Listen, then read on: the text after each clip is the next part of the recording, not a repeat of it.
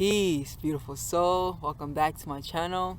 It is me, Soli, and I'm out here spreading them good vibes. And hopefully today you get to feel it too. Now let's jump right into the video and learn something new. Okay, so today we'll be talking about the Pleiadians. The Pleiadians, So it is said that the Pleiadians are ultimately like our cousins. Like, if we're like galactically speaking, like they're kind of galactic family to us. Because you see, well, let me say this first. The thing about the Pleiadian star system, the seven star sisters, the Pleiades, the Pleiadians, the Plow, is there are ultimately two major beings, two major species of beings that live there. There are the humanoid species and there are the reptilian species. The humanoid species, of course, they don't look just like us, but they have such familiar characteristics and things of this nature. They kind of resemble us, I guess, to a degree, you can kind of say. And then we have the reptilians, which I am doing my next video will be about the reptilians, right? Yeah, the reptilians. That's gonna be my next video. We'll be talking about reptilians, lizard beings, and things of that nature, But yeah, so let's get right into it. So, the Pleiadians. It is said that the Pleiadians have been watching or have been amongst us since the beginning of time. Not only the beginning of humans, but it is said that the Pleiadians were walking this earth, came to this earth, and were walking amongst the surface of this earth before we human beings even came to this existence, right? And nowadays, it is said that when these Pleiadian beings incarnate into this form, into this earth, rather I should say, this third density, they predominantly like to I guess in a sense project themselves into dolphins and whales, because Pleiadians, they're predominantly, they work with the emotions, so I guess to a degree you can kind of say they're kind of water-like in their energy, because the water element is the emotions, and they're all about emotional healing. And this is kind of what the Pleiadians have came here to do. They want to help us in a sense transcend our sadness, our sorrow, and all of the other negative undesirable, rather I should say, undesirable emotions. But the Pleiadians understand that in order for you to build a building, you must first destroy the foundation the foundation below it. Like, in order for you to build a new building, you kind of have to destroy the old building, if you guys get what I'm saying. So ultimately, the way they're I guess we can say approaching this is they are most definitely coming. And it is said that most of the time when Pleiadians incarnate into these physical avatars, they tend to be musicians. They tend to sing, because Pleiadians, they are healers. Like I said, I think I've said this a couple of times already. They are healers, and they predominantly like to utilize color and sound, frequencies and sound. To a degree, sound and no, not to a degree, but like sound and colors, you can't really discern them. Like, they're kind of the same thing, just expressing differently, if you get what I'm saying. Because a sound, when you're looking at a color, what you're doing is you're receiving vibrations with your eyes. When you're listening to music, what you are doing is you're receiving vibration through your ears. But yes, they ultimately utilize vibrations, frequencies, sound, and they also utilize colors. So it is said that when Pleiadians come into this existence, most of the time they're either artists or musicians or singers. Like, they like to sing, or they utilize their voice to sing, and in a sense spread certain frequencies that, because you see, the thing about the human voice is our voice has this ability to anchor in certain frequencies that other instruments just couldn't do, you know. So I guess to a degree, this is why, not to a degree, but like this is why sound is so powerful, especially when there's a human being. Like our voice, rather, I should say, is so powerful, you know. And you also got to think about this. It's like, if these Pleiadian beings can utilize sound for healing, then what do you think they're doing right now to us with all of this negative, all of these negative, or rather I should say unharmonized frequencies, you know? Because like the music that we're listening to nowadays, the music that is being played, you know, in the media, you can say this music is really it's causing disharmony and things of this nature, you know. But I was just saying, like, we should ponder upon that as well. If we can utilize music for healing, sound for healing, then what do you guys think that they're doing now with the music that we choose to in a sense ignorantly listen to, you know? But yes. So Pleiadians, most of the time when they incarnate here, they're musicians, you know. They like to sing, they like to utilize their voice. Most of the time when they sing, like, they kind of trigger people's emotions, you know. Like, they might make songs that might be sad, or that might bring up emotional traumas or things of this nature. And it's because they understand that in order for them to help us gain access to higher emotions, like, you know, unconditional love, bliss, and things of this nature, then we first must go into the sorrow, the sadness that resides within the soul, and transmute that first. So yes, that's why that's that. But it's funny to me because I was thinking, like, because I make music too, you know, like I'm a musician. I'll just leave it at that, because I'm not like one. I don't really you know, listen to one genre or do one genre, but ultimately do a multitude, you know. But yes, and I was just thinking on how, like, when I think this was like, because I like when I used to make music, you know, like now my music, I guess you can kind of say, is more positive, like. But before it was negative. Like, I'm not saying negative in the sense of like I was, you know, talking about like drugs and drugs, sex, and things of that nature, you know. But it was more like the songs I was writing, they would like trigger emotions, you know. Like, for instance, I wrote this one song, and it was ultimately titled "Bleeding Earth," and I was just talking about I think the intro, or I went in, you know, I was like, Mother Earth, she's bleeding. I'm calling all light workers and light beings, you know, because things aren't as they seem, so on and so forth.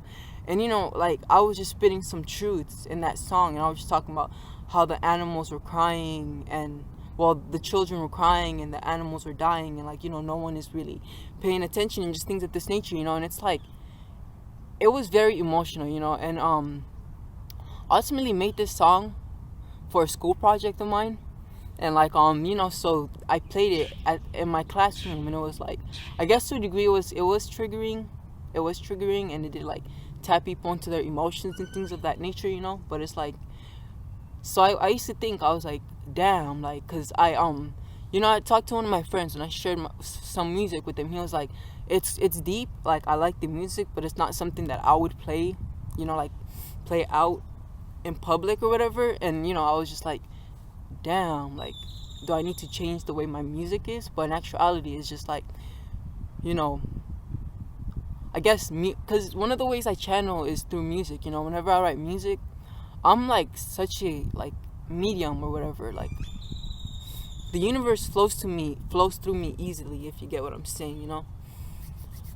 But yes, there was that, you know. And now I guess to a degree I kind of understand why I was making music of that nature, because, you know, it's very needed, it's very necessary, and things of that nature. But yes, you know, so when they come into this realm, they're either dolphins or whales also, because Pleiadians and also Syrians, Pleiadians and Syrians, they both in a sense look over Earth, you know. There's other beings too, of course, that are looking over this Earth realm.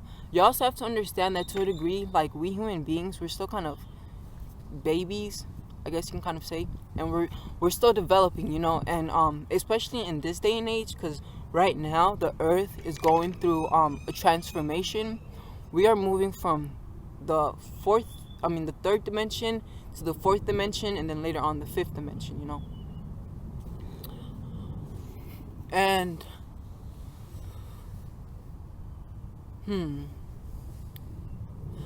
and ultimately, you know, there's certain beings that are coming here, incarnating. It's like now more than ever, certain species, other aliens, I guess you can say, other ETs, you know, beings from other terrains and things of this nature are incarnated into this life, you know. Some of them are most definitely coming here with like spaceships and things of that nature to look over us, but most of them are choosing to incarnate into this physical realm, you know. Like for instance, me, I know for a fact that I am a multi-dimensional being, you know. Like, so I'm not like a Pleiadian, even though I have Pleiadian aspects within me. I'm not I think this is why this shirt, yo, so it's weird. But wait, I'll talk about this shirt later. But yeah, let me talk about, you know, God, I'm all over the place now, I feel. But yes, you know,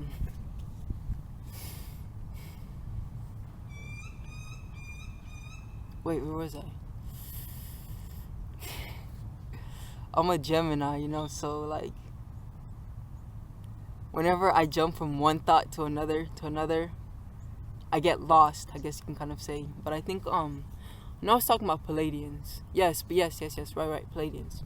Yeah, you know, there's a lot of us beings that are coming, a lot of aliens, you can kind of say, that are coming into this earth realm, incarnated into human bodies because they want to help guide us human beings. They want to help us in this transition, you know, because we are gonna need it. Because, you know, because where light is, dark will always be. Because it's like they kind of need each other, you know, because it's because of the darkness that light has a place to go, if you guys get what I'm saying.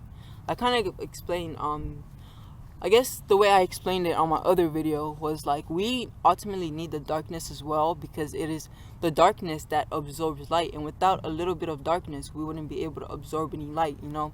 And I bring that up because just as there are beings that are coming here and they want to help us ascend, there are most definitely also beings that are coming here that are, in a sense, trying to fuck us over, as I always say, for lack of a better word, I guess. They're trying to screw us over, you know, that don't really want to see our ascensions, that rather want to keep us as like I guess you can kind of say like a slave race, even though that might sound bad. But you know, there's this crazy movie. It's called Jupiter Ascending. I don't know if you guys have seen it, but it's a good movie. It's also it's ultimately a movie about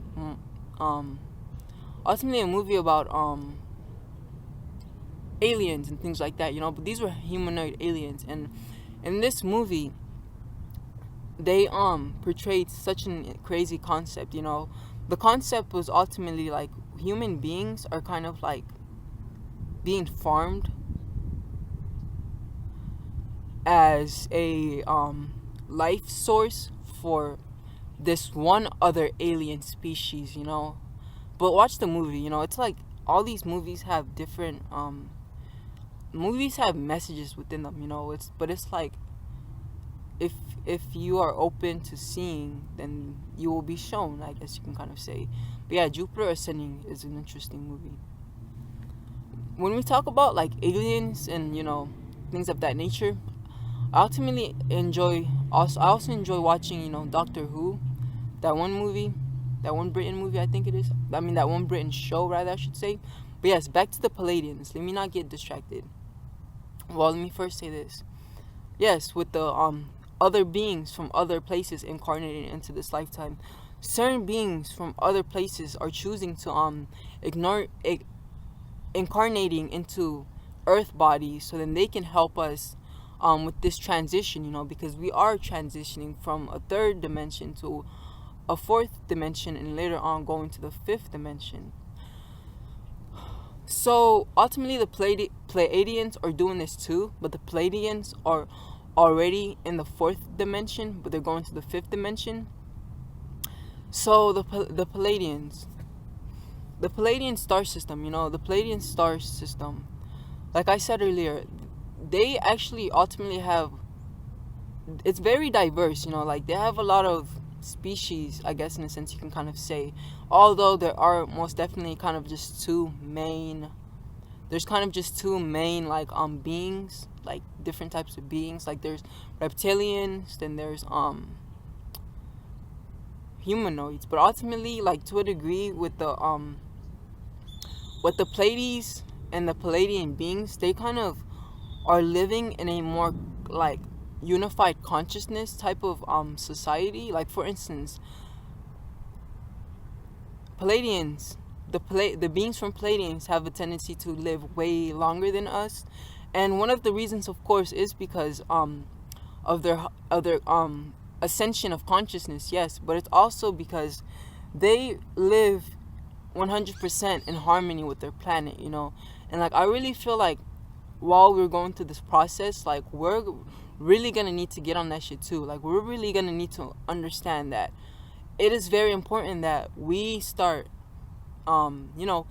becoming one with our planet, in a sense. Instead of going against it, we start learning how to work with it, because you see, we are ascending as cells within a being, because Mother Earth, Mother Gaia, is an organism, but it's like she's an organ to the solar system, because everything is a reflection of itself. The law of correspondence tells us that, of course. So we have organs within us, but in this planet, we ourselves are cells.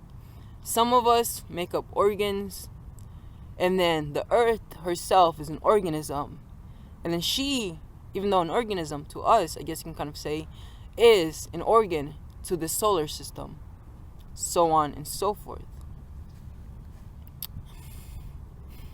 But yes, so that's one of the reasons why that's one of the reasons why they live so long, because they are in harmony with their planet.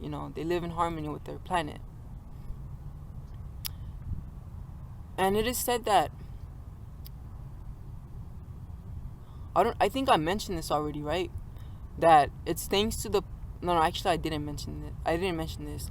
But yes, so it is said that the Pleiadians, when they came to this earth realm, when they came and they encountered with us humans, before we were evolved, I guess you can say we were kind of like primitives, they were responsible for gifting us the codes for the DNA codes for like empathy and compassion. They helped us with this, whereas the beings from Syrians,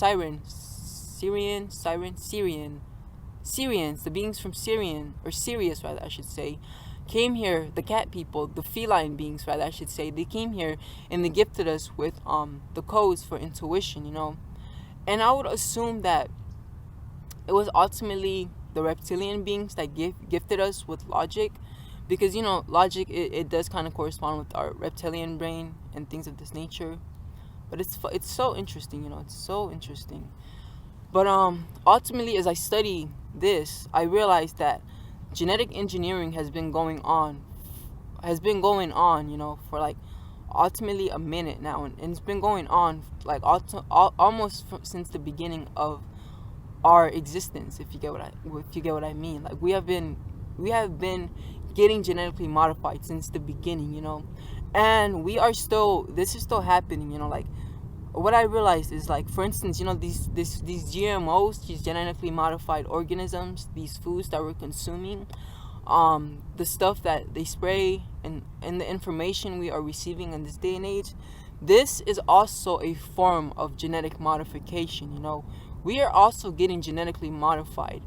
We as human beings, like us, not like, I'm not talking about animals that you see are getting genetically modified, but like, you see, the thing about genes is genes are just information, and when you consume genes, there's a micro RNA, which is just simply a reflection, or a like copy of the DNA strand or the gene strand. But this micro DNA or micro RNA is like so small that our body or our digestive system and the ribosome and things of this nature, you know, our enzymes and everything, they just cannot break these things apart, these small micro RNAs apart, you know. So what happens is these small RNAs that are already genetically modified go and they bind with our genes, you know, they bind with our genes. Now we become genetically modified organisms. So the protein which we produce, because you see, genes are ultimately just genes, and DNA are ultimately expression of life. The genes, the DNA is the masculine, the protein, the expression is the feminine. Everything is feminine, masculine. You got to get that. But yes, so we are getting genetically modified, yo. Like, you might not see it, but this is actually what is happening, you know. Through the food, we are getting genetically modified. Through the information we receive, we are getting genetically modified. I will also, you know, later on the line make videos about genes and things of this nature, because biology is like one of my passions. I love biology, you know, things of this nature. I don't even know why I said that. But yeah, you know, like epigenetics also. Epigenetics, you know, which states that your surroundings, your environment affects your genes. They're also affecting our genes to epigenetics, to the air we breathe, to the media they're showing us, to the food we eat, everything, you know. We are getting genetically modified. I like to say, in this day and age, we are, in a sense, in a silent war. But it's like a silent war with deadly weapons, you know, because this is more bio warfare, you know. But it's so silent, like no one really knows what is going on, but all of this is happening, you know. And it's ultimately to slow down the process, to slow down our ascension. Because yes, there are beings that are coming here to help us ascend, but don't get it twisted, there are also beings that are coming here to help us descend. They want to hold us here, because whereas we're not benefiting, they're benefiting from us, you know. They're benefiting from our energy, but we are now leaving. But as we leave and as we ascend, then we are useless to them. So they don't want to see us ascend. They actually want to hold us back, you know. And to a degree, when I get to my next video, which will be about the lizard beings, then I would kind of touch upon this subject, because it is the reptilian beings that certain species of reptilians that are responsible for this, you know. But I also always like to say, when I talk about reptilians, that not all reptilians are the same, you know. Not all of them are the same. There is a vast amount of diversity when it comes to lizard beings, you know. That's why I said lizard beings. So keep that in mind. Not all reptilians are the same, but reptilians have that reptilian brain, you feel me? And that's not all of them, of course, but it's like that's where the reptilian brain kind of stems from. And ultimately, it's just the lack of logic, you know. I mean, the lack of intuition, the lack of feminine. Like reptilian beings, they tend to operate more at the masculine. They operate more at the masculine. And it is said that in reptilian, I guess, hierarchies or whatever, it's actually the woman who is on top. It's actually women who are the men, if that makes sense.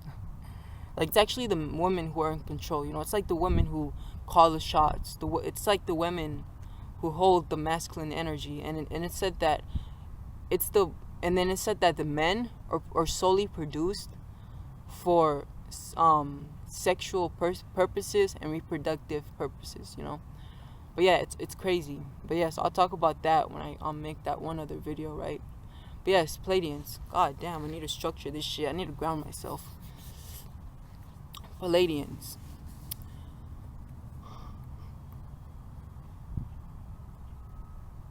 Man, I wish I didn't go astray. I wish I just focused on the main subject. So Pleiadians are ultimately healers. They're emotional healers more than anything, though. they really focus on our emotions. You know, they focus on wanting to heal our emotions, because reptilian,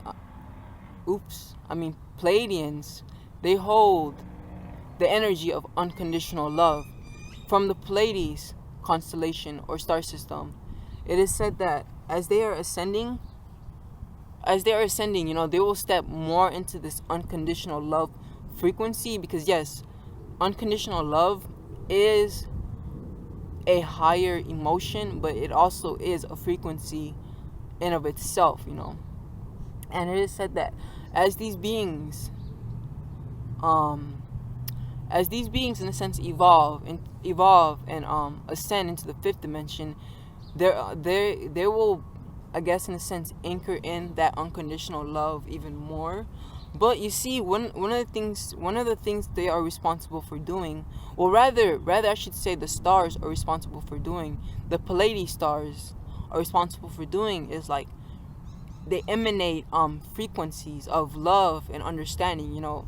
Yes, the Pleiades stars, they do have like they ultimately hold all of the colors of the rainbows, but it's predominantly the blue and the turquoise colors that are more prevalent, or more evident rather I should say. And the blue ray frequency, whatever you want to call it, ultimately resonates with the throat chakra, right? Blue is with the throat chakra. And ultimately, the throat chakra is all about purity. It's all about truth, wisdom, speaking your truth. It's all about, but yes, let's just focus on the blue energy. So the blue energy is all about truth, wisdom, understanding, and things of this nature, you know. And understanding, truth, wisdom, knowledge is most definitely needed for love, for unconditional love. Because it's like you truly can't really have unconditional love for something unless you understand them in and out, you feel me? Like if I know you 100%, then I can give you unconditional love, you know. But then if I don't know you wholly, then the love I give you might have certain conditions to it. If you guys, hope you get what I'm saying, you know. But it's like, yes, that's the blue energy, the star that emanates blue. But there's also, you know, this turquoise, and if I'm not mistaken, turquoise is like a purple red, you know, purple reddish, no. So the beautiful thing about this is the purple energy is ultimately purple in of itself correlates with the crown chakra, which is all about unity. The crown chakra is where the finite meets the infinite, you know. This is where we realize that we are never alone, that we realize that we are everything. It's through the crown chakra that we connect to everyone and everything. If you guys haven't checked out my chakra series, then you can, you know, go to my channel and check that out, because that's most definitely valuable information as well, you know. But yes, so the purple energy is ultimately all about harmony, balance, unconditional love, you know, emotional balance, and things of this nature. Because the color purple is also, in a sense, correlated to the heart chakra as well, I kind of want to say. Because I say that because there are most definitely certain crystals that are purple that resonate with the heart chakra, but they are more tapping into like universal love, and love of everything, love of infinity, you know. It's like with the heart chakra, its colors are like, ultimately it's pink and green, but purple can also sneak in there, if you get what I'm saying. But yes, you know, these two energies are what the Pleiades stars are emitting. So because we human beings, we are close to the Pleiades, I guess you can kind of say. It is said that we can actually see these the Pleiades stars, you know, up there if we look, I guess you can say. But also because we are in a sense close to that space of the Pleiadian, we also encompass that energy, you know, like that energy is also affecting us. And it is said that after 2012, we are at 2020 right now, about to go. We are going into 2020, you know. But it is said that after 2012, then everything will just start. Everything will just the old world will die. You know, the old world will come to an end, and then the new world will start coming in and about, and it'll rapidly start to rapidly start to develop. And as this develops, it's kind of due to the fact that the Pleiades energy is also kind of developing in a sense, and it's expanding in its unconditional love frequency. And as it does this, it is also affecting us, you know. It in turn affects us as well. So the Pleiadians, they are really a crucial aspect as to why we human beings aren't in a cold place, you know, a place of war, a place of hatred.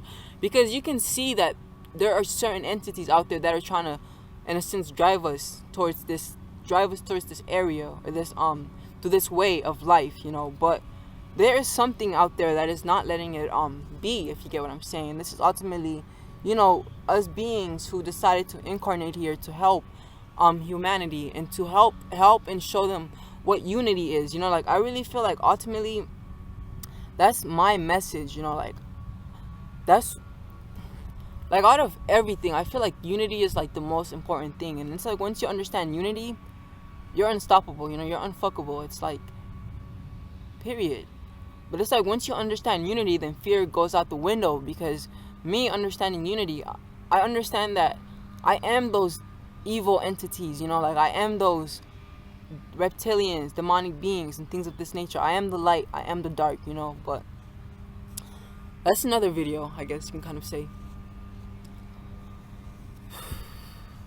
But yes, it is also said that there are certain you got to keep in mind that we are currently going through a stage of development, a stage of transition, and there are beings helping us, you know. It is said that there are Pleiadian motherships, like spaceships that are orbiting around Earth.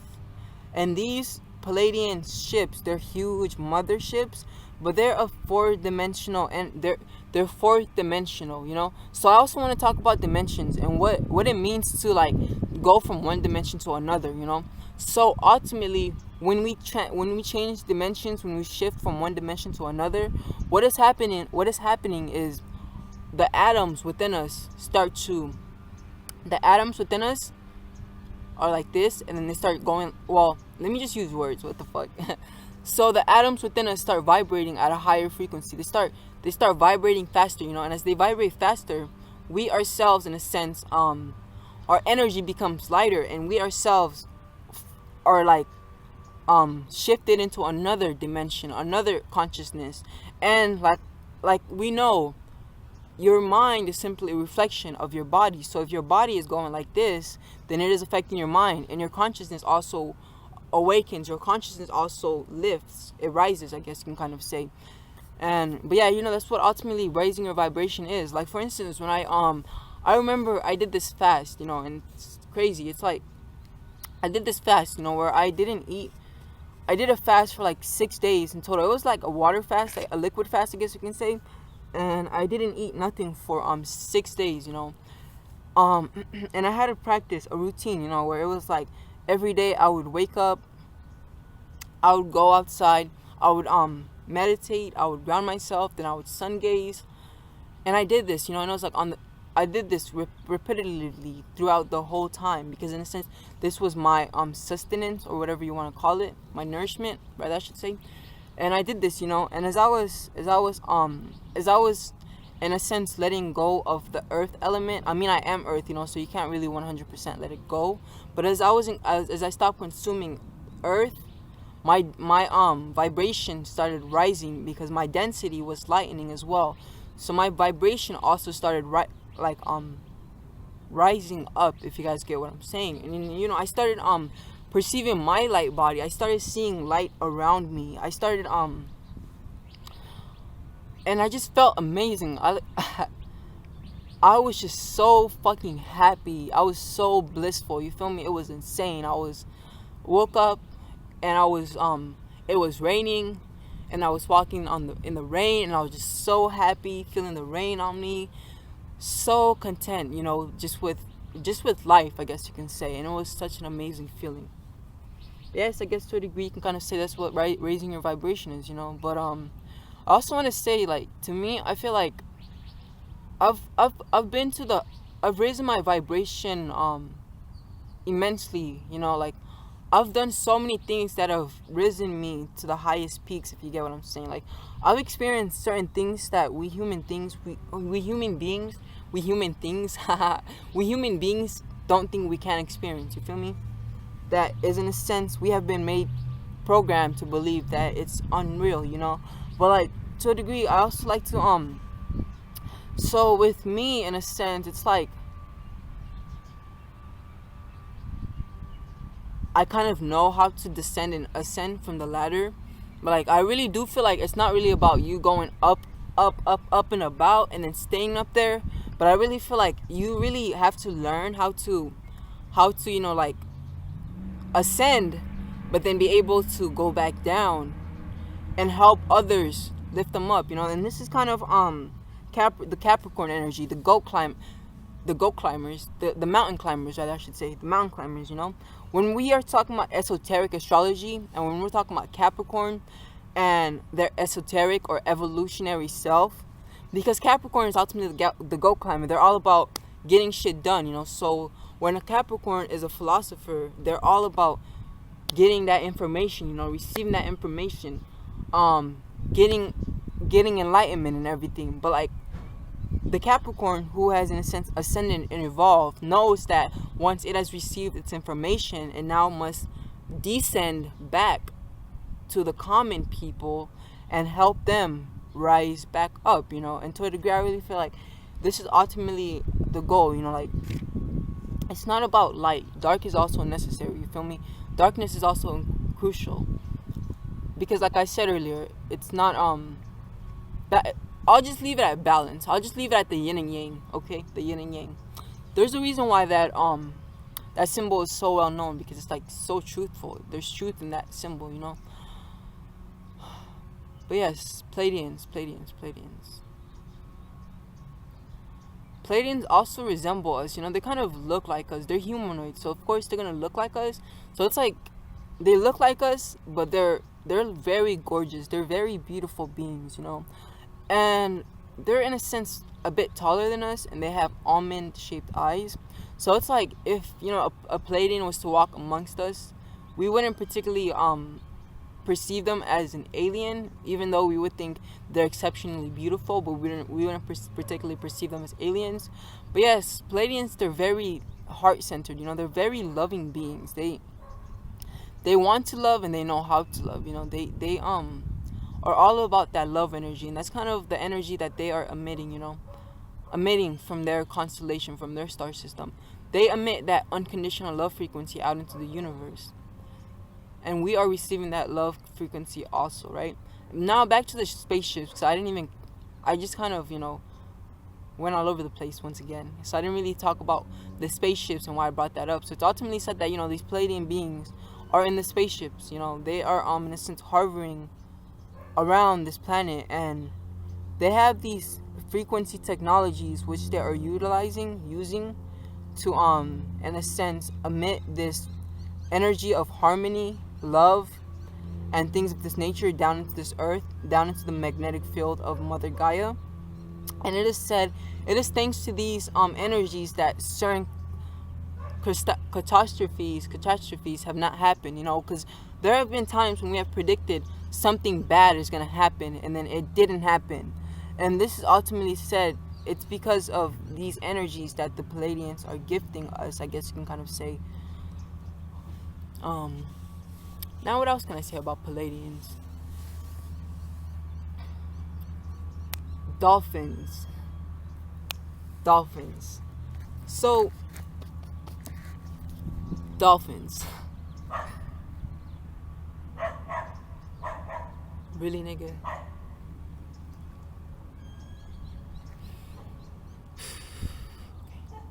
So, dolphins and whales.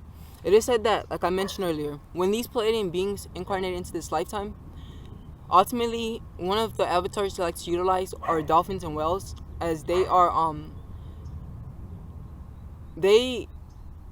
are, in a sense, emotional beings, you know. So water connects with emotions. Like in astrology, Pisces, Scorpio, Cancer, all emotional water signs. And the moon, which rules water, is also all about emotions, you know. This is why they are all about emotional healing and things of this nature. But yeah, so it is said that when they come into this existence, they tend to like to incarnate into dolphins and things of this nature also, because like I said, dolphins in my previous video, I'm not sure which one, the Syrian video, yes, on the video I made for the Syrian beings, I talked about how ultimately Syrians also come into this life, and they incarnate into dolphins as well, you know. I mean, yeah, dolphins and whales as well. And ultimately, dolphins are like the guardians of the earth as well, because it's like, of course, we need, and it makes sense to me, like, think about it, like, we are like, what, 75% water? The earth is like a great deal amount of water, you know. So it only makes sense that there would need to be like a mammal underwater that takes care of you know, the sea and things of this nature, because that's that too, you know. And it said that dolphins help to look after Mother Gaia's magnetic field and biosphere, you know.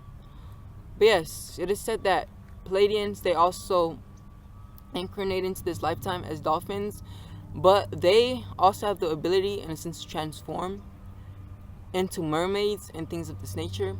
What you need to understand is everything that is in this existence exists.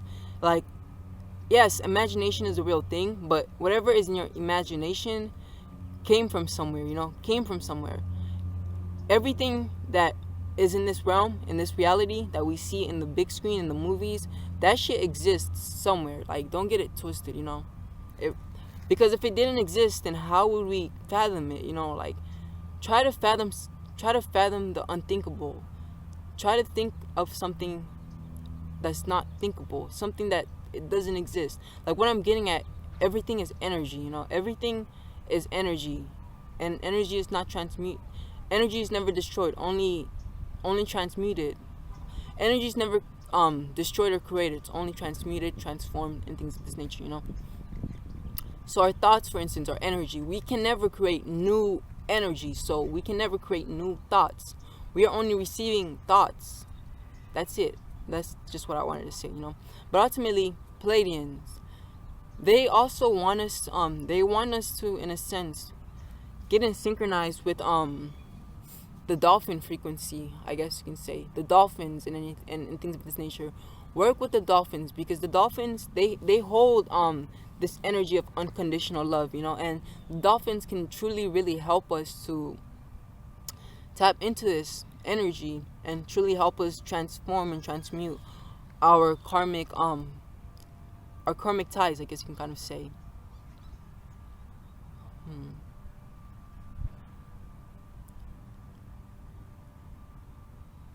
I hope this was a good video. I hope this was informative. I hope it was helpful to you. I hope you liked it and enjoyed. And if you did, please don't forget to leave a like below, subscribe, and things of that nature. And like I say, namaste, you beautiful soul.